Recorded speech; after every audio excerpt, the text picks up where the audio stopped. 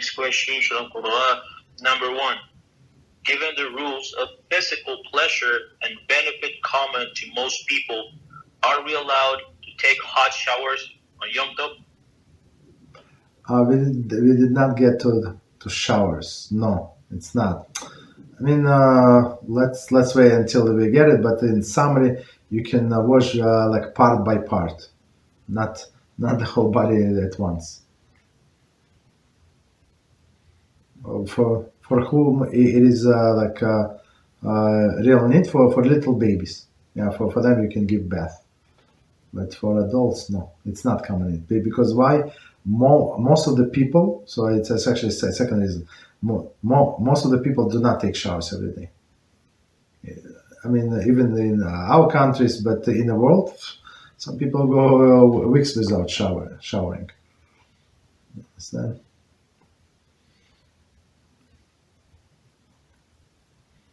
Thank you, Rabbi. You're welcome.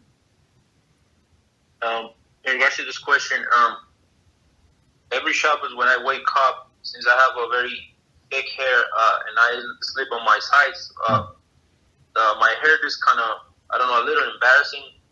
I kind of look like a homeless guy. So in order to try to fix this a little bit, would I be allowed to take a shower?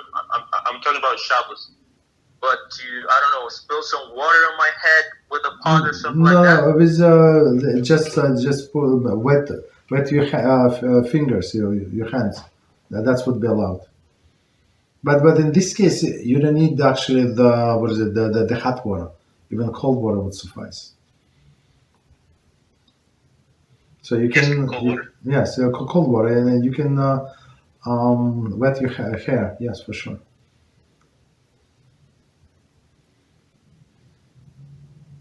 With the hands, maybe to With the hands. wet. With the hands, yeah. But I think that would not do much to my hair. It's very. I mean, very maybe thick, like put with the hands on top of the head, like under the sink. But do not wash like you wash. Like do as little as possible.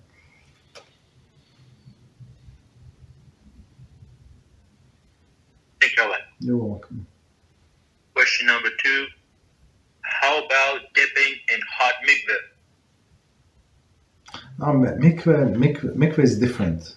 Mikveh is different, and we're going to say even depends who, right? So if a person, for example, he always goes on Shabbos, before Shabbos on mikveh, and even on Shabbos morning to mikveh, so it would be allowed for sure. Because for him it's a routine.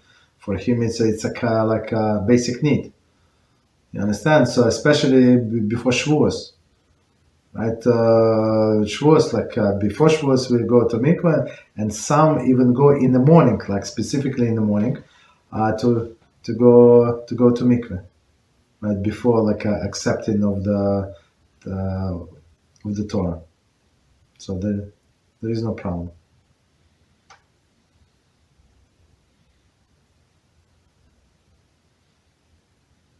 You understand? So, but if somebody never goes to mikveh and one Shabbos he decided to go to mikveh, it's not he would not be allowed.